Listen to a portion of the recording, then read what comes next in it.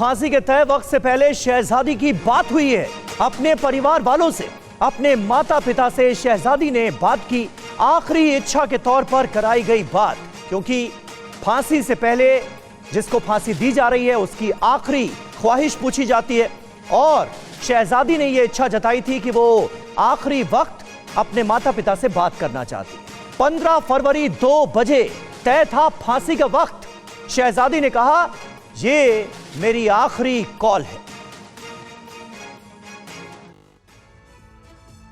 अब सबसे पहले वो बातचीत भी हम आपको सुनाते हैं जो शहजादी ने अपने माता पिता से अबू धाबी की जेल से की थी। बता बेटा, उठ बेटा, बता दे बेटा, दे बता, टीपो और कसम बेटा, बता अच्छी तरह बता बेटा, बता। टाइम खत्म हो गया पापा,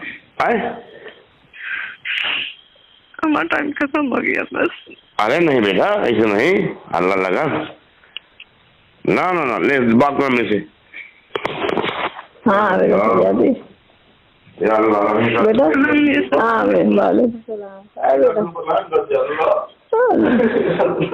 बेटा, रात भर जगे इतनी दुआ करी अल्लाह का, आसमान की लाज रख ले माल। हाँ बेटा, कुछ कहा किन्ने का कहा, बता बेटा। बस टाइम नहीं है वापस, बस टाइम खत्म है, पता नहीं दोबारा फोन कर पाएंगे नहीं कर पाएंगे। नहीं बेटा, वैसा ऐसा नहीं है बेटा, क्या टाइम नहीं है। नहीं बेटा, दिए ना किन्ने का कहा बेटा, बता तो गए हुए, कुछ तो कह गए हुए बेटा।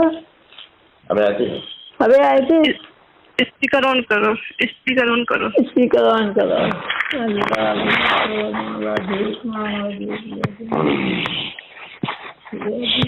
या अल्लाह,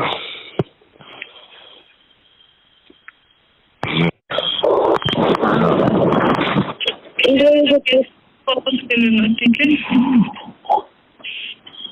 हाँ बेटा, इंडिया में जो केस किया है ना वो वापस ले लें, ठीक है। अरे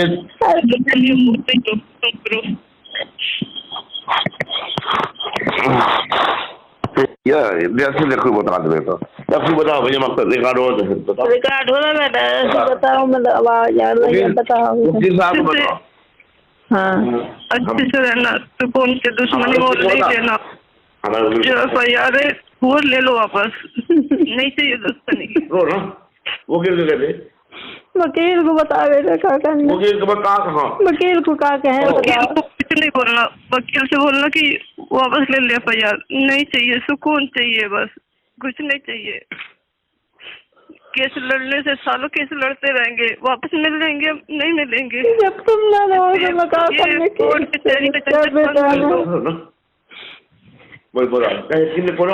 फोन आया था, किन्ने का कहा बेटा, ये बताओ, मैं अर्जेंट कैसे आए अचानक है।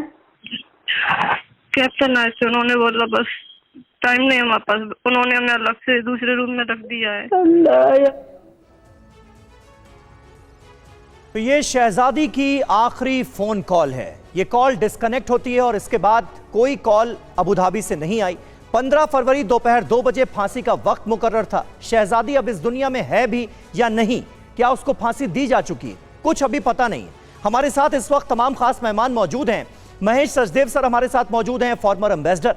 अभिषेक राय हमारे साथ मौजूद हैं, सुप्रीम कोर्ट के सीनियर लॉयर हैं। निनाद सेठ हमारे साथ मौजूद हैं, विदेश मामलों के जानकार हैं। और शहजादी के माता पिता भी यूपी के बांदा से इस वक्त हमारे साथ मौजूद हैं।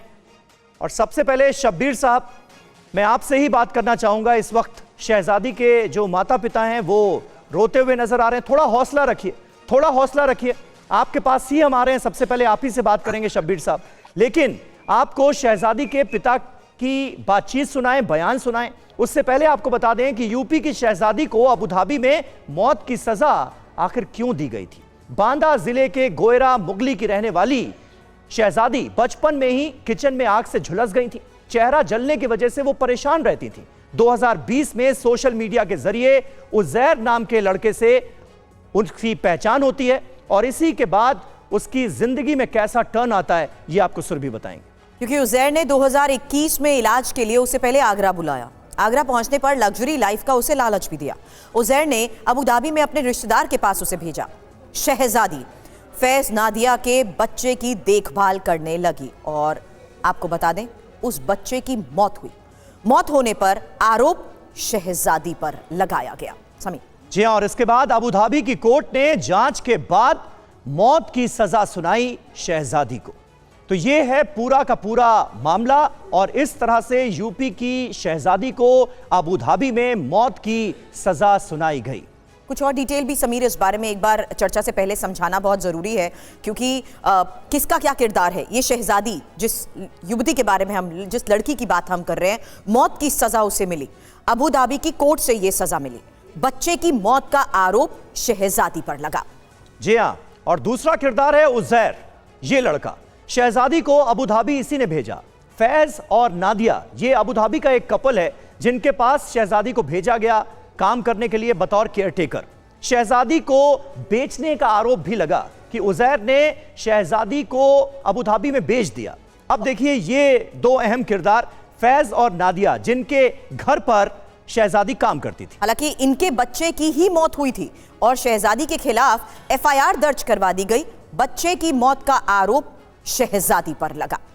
और यही है वो मृतक बच्चा जिसकी मौत हुई। 4 महीने की उम्र में इस बच्चे की मौत होती है और कहा यह गया कि अक्सर यह बच्चा बीमार रहता था और अचानक इसकी मौत हो गई और इसी बच्चे की हत्या का आरोप शहजादी पर लगा, जिसके चलते उसे फांसी की सजा सुनाई गई। हालांकि माता पिता से बात करने से पहले आपको बता दें, सजाए मौत के खिलाफ अपील और कहीं से भी माता पिता को कोई मदद नहीं मिली। आर्थिक रूप से जाहिर सी बात है समीर, क्योंकि ये इतने कमजोर थे, इसीलिए शायद ये अपनी बेटी तक ना पहुंच पाए और ना ही बेटी को बचाने को लेकर कुछ कर पाए। बिल्कुल, और इस वक्त TV9 भारतवर्ष पर शहजादी के माता पिता हमारे साथ मौजूद हैं। शब्बीर साहब, सबसे पहले मैं आपसे जानना चाहूंगा, ये आखिरी कॉल जो हुई शहजादी से, आप लोगों की जो आखिरी बात हुई है, वो हमने अभी अपने दर्शकों को भी सुनाया। इस दौरान शहजादी जाहिर है काफी परेशान नजर आ रही थी, निराश नजर आ रही थी। इसके बाद कोई राब्ता हो पाया है शहजादी से, या वहां पर हुआ क्या? क्योंकि फांसी की सजा का वक्त मुकर्रर किया गया था 15 फरवरी को। उसके बाद आप लोगों को कोई सूचना दी गई है, कुछ बताया गया, कुछ इत्तला दी गई? जी, मुझे किसी तरह के अभी तक कोई सूचना नहीं मिली और न एम्बेसी की तरफ से, न विदेश मंत्रालय की तरफ से, न बांदा डिस्ट्रिक्ट के किसी भी अधिकारी की तरफ से। और अचानक रोज बात होती थी मेरी लड़की से, नॉर्मल थी, खूब बात किया करती थी। लेकिन शुक्रवार की रात को 12 बजे फोन आया अचानक और उसने कहा कि पापा ऐसा ऐसा जो आपने सुना। तो मेरी लड़की को फंसाया गया। 4 महीने 21 दिन का बच्चा, जहाँ रहती थी, नाजिया नाम है उसका जी। तो 4 महीने 21 दिन के बच्चे के टीके लगे थे। ये इस मुकदमे में टीके के जिक्र नहीं है सर। और उसी रात को मर गया, बीमार नहीं रहता था वो बच्चा, टीके लगने की वजह से बदन नीला पड़ गया। और उसके मौके में सास भी थी, अंजुम साना बेगम भी थी वहां पे मौके में, और अपने बच्चे को देकर ड्यूटी चली जाती है। बच्चा रोता है, ये लोग फोन करते हैं कि बेटा वो नाजिया और बच्चा रो रहा है, का वो दर्द होगा तो खिला दो। उसी रात को मौत होती है बच्चे की। और 2 महीने के बाद, मतलब 58 दिन में मेरी लड़की को फंसा रहे हैं। और एक भाई फैज का, जो नबील नाम है, आगरा से बच्चे के मरने के बाद जा रहा है अबू धाबी, और 2 महीने में ये लोग फंसा रहे हैं, वीडियो बना रहे हैं घर में, और बगैर पोस्टमार्टम के बच्चे की मिट्टी करा दी। और जो यहाँ मौके में था नहीं, दोनों भाइयों ने कसम खाई, जिसकी बिना पर और मेरी लड़की को फांसी होती चली गई। वहां की अदालत में देते चले गए और दोनों भाइयों ने वहां कसम खाई। तो जो है नहीं मौके में, वो कसम कैसे खा सकता है झूठी? और वहां की अदालतें कसम मानती हैं, हालत मानती हैं। तो आप लोग, मेरी लड़की को इंसाफ नहीं मिला। आप मेरी लड़की जिंदा है, उसको बचाने की कोशिश कर रहे। मैं यही आपके माध्यम से इस सरकार को, प्रधानमंत्री जी को मैं निवेदन करना चाहता हूँ कि मेरी लड़की को बचाए। अगर नहीं फांसी हुई है, और इसे कैसे फांसी दे सकते हैं बगैर इतला के? वहां की एमबेसी का, हमारी एमबेसी भी नहीं है, उनको हमने भेजा। मतलब आप ये कह रहे हैं कि फांसी की सजा सुनाई गई है और फांसी दे दी जाएगी 15 फरवरी को। ये आपसे तस्करा सिर्फ आपकी बेटी ने किया, शहजादी ने किया? मतलब वहां अबू धाबी के किसी ऑफिशियल ने आपको संपर्क करके, कांटेक्ट करके ये नहीं बताया कि फांसी दी जानी है या दी जा चुकी है? जी नहीं बताया, नहीं ये कोई बात नहीं बताया मैंने, ना मेरी लड़की ने बताई। जो आपने सुना वही बात है कि मेरे पास टाइम नहीं है और ये हो सकता है ये लास्ट कॉल हो, और सब चीजें आपने सुना, यही बात उसने बताई। और अगर मेरी लड़की जिंदा तो मुझसे आज बात करवाए आप लोग मिलके, जवाबदार सरकार पर कि तत्काल प्रभाव से उससे मेरी जैसी रोज लड़की बात करती थी उससे बात करवाया। देखिए मुश्किल की घड़ी है, थोड़ा सा धैर्य रखिए। तो अभिषेक सर भी इस वक्त हमारे साथ हैं, एडवोकेट हैं। अभिषेक राय साहब, इस पूरे मामले को देखते हुए कई सवाल खड़े हो रहे हैं। प्रोसेस आखिर क्या होता है? क्यों ये बात मैं इसलिए भी आपसे पूछ रही हूँ क्योंकि लीगल फॉर्मेलिटीज को देखते हुए बाकायदा एक प्रोसेस होता है। यहाँ पर तो झूठे आरोप के तहत फंसाने की भी बात कही जा रही है। दूसरा ये कि परिवार से भी किसी ने कभी कोई संपर्क अगर नहीं किया तो जाहिर सी बात है कई सवाल जरूर खड़े होते हैं। सुरभि जी, आपकी आवाज नहीं आ रही है सुरभि जी। मैं उसे रेक्टिफाई करती हूँ सर, हम उसे ठीक करवाते हैं, वो आवाज आप तक आए ताकि जी अब आ रही है। मेरा सवाल यही था सर, लीगल प्रोसेस की बात मैं उस पहलू से भी समझना चाहूंगी जहां पर इस परिवार की बात भी आपने सुनी और इस बीच कई आरोप इस पूरे मामले में कई लूपहोल्स भी साफ तौर पर नजर आ रहे हैं। देखिए, जुडिशियल सिस्टम अगर हम लोग समझने की कोशिश करें तो उस देश का भी जुडिशियल सिस्टम वही है, trial court, appellate court, supreme court. Okay. तो सबसे रेलेवेंट चीजें हैं इसमें वो ये है कि पूरी कन्विक्शन उन्होंने कन्फेशन पे कर दी है। डेथ सेंटेंस कन्फेशन पे की है, साथ में एक आप कन्फेशन देख लीजिए, दूसरा ऑटोप्सी नहीं की गई है। तो जो बेसिक एलिगेशंस हैं, एक प्राइमा फेसी देखकर तो लगता है ऑन अकाउंट ऑफ पॉवर्टी ये लड़की जो है वो विक्टिम है ह्यूमन ट्रैफिकिंग की। जी। और कई बार जो एक्यूज है आप नहीं जानते हैं, हो सकता है माता पिता से कोई गलती हुई हो, न गलती हुई, कोई भी जानबूझकर अपने बच्चे को मारता तो नहीं है, पर शायद अपने आप को बचाने के लिए सारा का सारा दोष इस बेगुनाह लड़की पर मढ़ दिया गया हो, क्योंकि वहां काफी कम वक्त दिया जाता है। और इन चीजों को इस साथ में देखिए कि इस लड़की के पास कोई रिसोर्सेज नहीं है। एग्जैक्टली।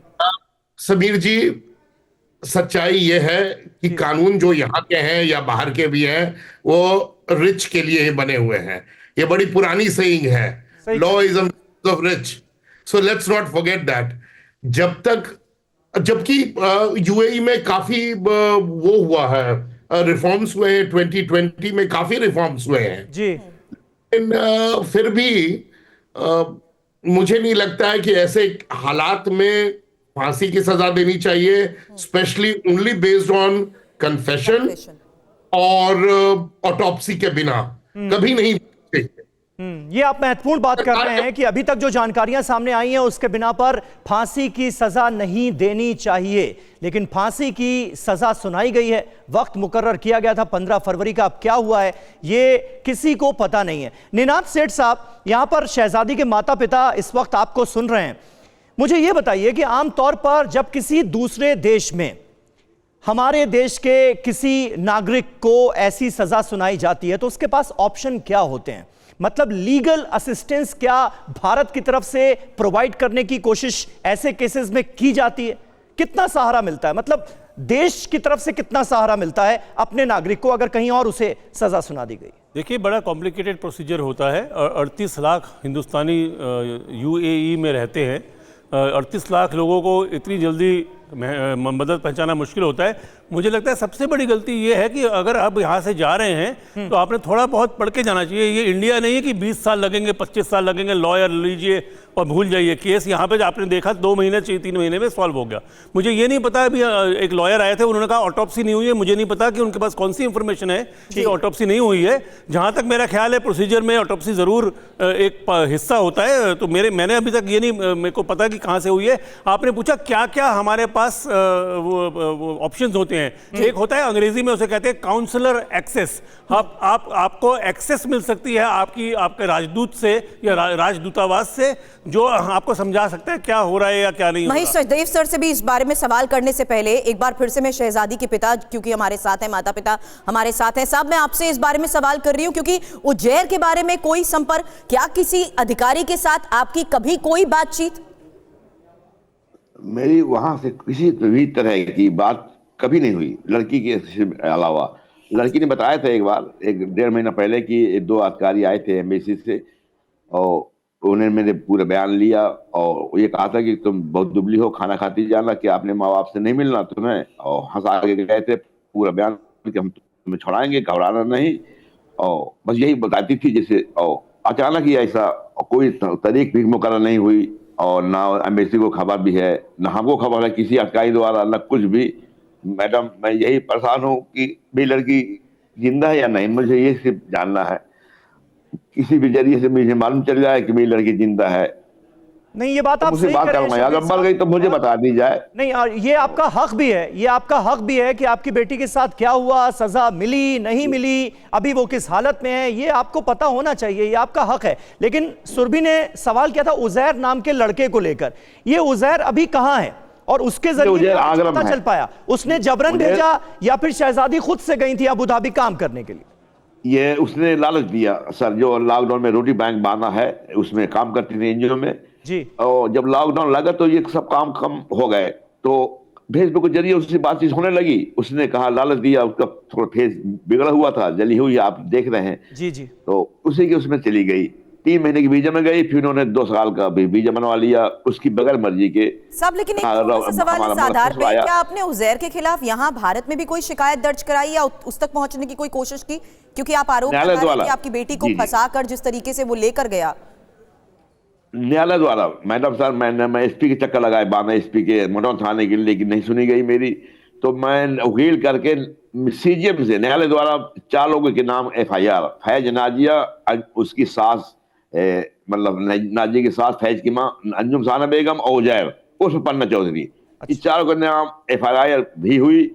लेकिन पुलिस ने आज तक उसको गई नहीं, न पूछताछ के लिए आज तक गई, और बस आज वो घूम रहा है, आगरा में है वो जी। अच्छा, यानी उनके खिलाफ भी कुछ हुआ नहीं? कुछ नहीं हुआ। मतलब आपने यहाँ पर भी सिस्टम से गुहार लगाई, पुलिस के पास गए, बड़े अधिकारियों से मिले, न्यायालय तक गए, लेकिन उसके खिलाफ भी कुछ हुआ नहीं, मतलब हाथ लगी तो मायूसी। सचदेव सर हमारे साथ मौजूद हैं, पूर्व राजदूत। सचदेव सर, आपने पूरी कहानी सुनी, शहजादी के साथ जो कुछ हुआ और शब्बीर साहब का जो कुछ भी कहना है। आमतौर पर इस तरह के केसेस में दूतावास का क्या रुख होता है? मतलब एम्बेसी से लोगों को जिनके ऊपर इतने संगीन इल्जाम लग गए और सजाए मौत तक मिल गई, एम्बेसी कैसे हेल्प कर सकती है इस केस में? कम से कम पता तो चले शब्बीर साहब को, उनकी पत्नी को पता तो चले कि उनकी बेटी के साथ हुआ क्या है। ये तो बड़ी नाइंसाफी है। जी, ये एक कॉन्सुलर इशू है और इसमें एम्बेसी के पास उस देश के साथ जैसे संबंध हैं उसी की तरह से उसको हैंडल किया जाता है। यूएई के साथ हमारे अच्छे संबंध हैं बिल्कुल, और दोनों देशों के बीच में मैन पावर को लेकर के कई समझौते हुए हैं और एक सब कमेटी भी जॉइंट कमीशन के नीचे, जहाँ तक मुझे मालूम है जिसमें कि दोनों देशों के लोग यानी अधिकारी मिल करके ऐसे केसेस पर या कॉन्सुलर एक्सेस के केसेस पर बात करते हैं। तो चैनल इस तरह के मौजूद हैं और मुझे व्यक्तिगत तौर पर तो नहीं मालूम है इस केस के बारे में, लेकिन ये मैं अनुमान लगा सकता हूँ कि हमारे यूएई में जो दूतावास हैं उनके लोगों ने, उनके कॉन्सुलर ऑफिसर्स ने इस बारे में यूएई की गवर्नमेंट से बात की होगी और उनसे ये अपील की होगी कि इस केस में मानवीय तौर पर देखा जाए। सर, लेकिन मानवीय तौर पर भी क्या ये भी क्या एक प्रोसेस का हिस्सा नहीं है कि कोई परिवार से तो एटलीस्ट कांटेक्ट करता? क्योंकि यहाँ तो परिवार यही कह रहा है कि उनकी सिर्फ और सिर्फ बात हुई है तो हमेशा सिर्फ शहजादी से, जिसके जरिए उनको ये सब कुछ भी पता लग पाया। इस बारे में मैं व्यक्तिगत तौर पे मेरी कोई जानकारी नहीं है, लेकिन शहजादी ने जैसा कि अपने माँ बाप को बताया है और जहाँ तक मैं समझ पाया हूँ कि दूतावास के अधिकारी उससे मिले हैं, कॉन्सुलर एक्सेस हुई है और इससे ये पता लगता है कि दूतावास ने इस बात का संज्ञान लिया है और उसके लिए कुछ कम से कम यूएई की सरकार से उन्होंने संपर्क स्थापित किया होगा और उनसे इस तरह के केस में दखल देने की उम्मीद जताई होगी। ठीक है, ठीक है, आप कह रहे हैं कि ऐसा हुआ होगा, ये आप उम्मीद जता रहे हैं। शब्बीर साहब हमारे साथ मौजूद हैं। शब्बीर साहब, आपकी पत्नी भी हमारे साथ हैं, अगर वो भी बात कर सकती हैं तो मैं उनसे जानना चाहूंगा, क्योंकि यहां पर बात हो रही है काउंसलर एक्सेस की। भारत सरकार की तरफ से क्या कोशिश हुई और यूएई में हमारा जो दूतावास है उसके कर्मचारियों की तरफ से क्या कोशिश हुई आपको सही जानकारी मुहैया कराने की, इस केस के सामने आने के बाद, इस सजा के सामने आने के बाद, अगर आप बता सकें। क्या दूतावास के, भारतीय दूतावास के किसी कर्मचारी ने आप लोगों को कांटेक्ट किया, बताया गया कि भाई आपकी बेटी को यह सजा हुई है? आज तक नहीं सर, आज तक नहीं बताया गया। लड़की ही से मेरी बात करती थी और जो भी लोग आते थे मिलने, वही लड़की की बताई हुई बात है कि 2 लोग आए थे एम्बेसी से और उस दिन बहुत खुश थी, वो पूरा बयान ले गए और जाते जाते हंसा के गए कि खाती जाना, वो दुबली बहुत हो, क्या अपने माँ बाप के मिलने नहीं जाना। बस वही बात है। अब्बा की किसी अधिकारी ने हमसे कांटेक्ट नहीं किया और ना किसी पत्र आया माध्यम में मेरे पास किसी तरह का, मतलब कोई संपर्क नहीं किया किसी अधिकारी ने सर। ये वाकई बहुत हैरानी की बात है। अभिषेक साहब प्लीज एक बार जरा समझाएं ये बात भी। ये बात मैंने इसीलिए भी लूप होल्स इसलिए कहे क्योंकि हम हैरान हैं इस चीज को देखते हुए कि अगर किसी दूसरे नागरिक को दूसरे देश में कोई भी लीगल एक्शन के तहत फैसला लिया जाता है, क्या ये डिप्लोमेटिक तौर पर भी अगर हम देखें तो जितनी भी एम्बेसीज होती हैं उनके अधिकारियों के जरिए क्या परिवार को सूचित नहीं किया जाता? किसी भी एम्बेसी के जरिए क्या लीगल एक्शन किसी और दूसरी कंट्री के नागरिक के खिलाफ लिया जा रहा है? कोई क्या एक चेन ऑफ एक्शन के तहत कोई कांटेक्ट नहीं? सुरभि जी बोलिए सर, कंटिन्यू करिए। हाँ sorry, I could not here the last part, but what I was asking is it, how is it possible, ये कैसे संभव हो सकता है कि अगर किसी दूसरे नागरिक को, किसी दूसरे देश के नागरिक के खिलाफ अगर कोई लीगल एक्शन लिया जाता है तो एम्बेसी के जरिए या किसी भी ऑफिसर के जरिए उसके परिवार तक कांटेक्ट नहीं? ये प्राइमरी ड्यूटी होती है एम्बेसी की, एटलीस्ट स्पेशली जहां लोग गरीब होते हैं, कि आप नेसेसरी असिस्टेंस रेंडर कीजिए। नेसेसरी असिस्टेंस रेंडर करने के लिए ये और भी बेसिक चीज है कि एटलीस्ट उसके परिवार वालों को आप ये सारी इंफॉर्मेशन दीजिए, वो क्या कर सकते हैं, उनकी जानकारी में क्या है, एक लीगल डिफेंस एस्टेब्लिश कीजिए। बट लगता है यहाँ मिनिस्ट्री ऑफ एक्सटर्नल अफेयर्स में कोई अकाउंटेबिलिटी ही नहीं है ऑफिसर्स की कि बेसिक इंफॉर्मेशन। अब ये चैनल पर डिबेट मैं देख रहा हूं कि पहले भी 4 महीना पहले भी हुआ था और कभी भी कोई ऑफिशियल इंफॉर्मेशन और ऑफिशियल प्रेस स्टेटमेंट आया ही नहीं कि सरकार क्या कर रही है। Sir official, Abhishek ji official information हमने लेने की कोशिश की, हम सिर्फ इस खबर को ही नहीं दिखा रहे हैं, हमने इस केस को ट्रैक भी किया, फॉलो भी किया।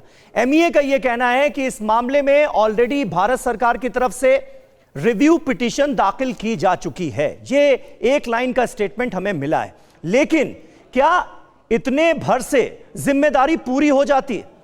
सवाल यहां पर सबसे बड़ा यह है कि दूसरे देश से हम क्या उम्मीद करें?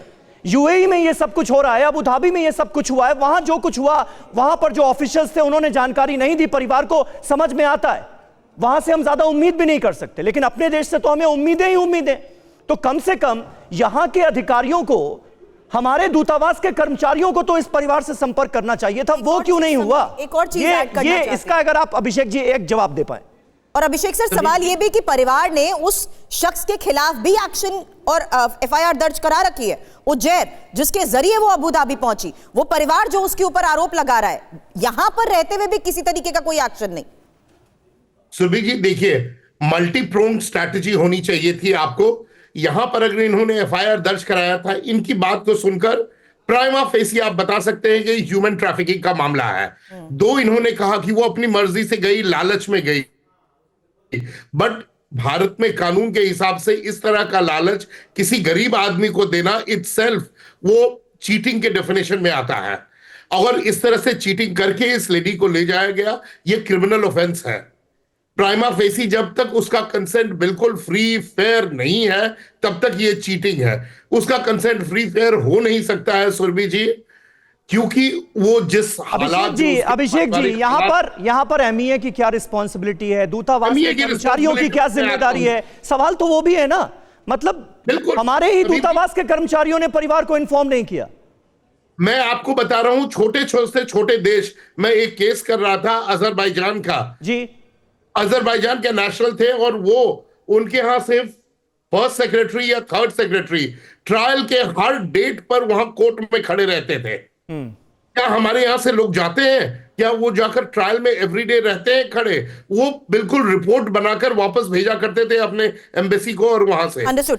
महेश सर, एक शॉर्ट रिस्पॉन्स इस पर आपसे भी चाहूंगी, क्योंकि इसी मामले पर जो एक और बड़ी खबर है, जिस बात का समीर ने भी अभी जिक्र किया, कि अब भारत सरकार ने रिव्यू पिटीशन दायर की है। सर जी, तो रिव्यू पिटीशन तो ये दिखाती है कि भारत सरकार ने और दूतावास ने इस पर इसका संज्ञान ही नहीं लिया है। उन्होंने कॉन्सुलर एक्सेस भी मांगी है जो दी गई है, और दूसरे उसके बाद उन्होंने रिव्यू के लिए पिटीशन भी सरकारी तौर पर उसको यूएई के अथॉरिटीज़ को दी है। अब उसका क्या नतीजा निकला है, यूएई ने उसका क्या रिस्पॉन्स दिया है, इसके बारे में सचदेव सर कहां जाएं? ये शब्बीर साहब कहां जाएं? अपनी गुहार लेकर कहां जाएं?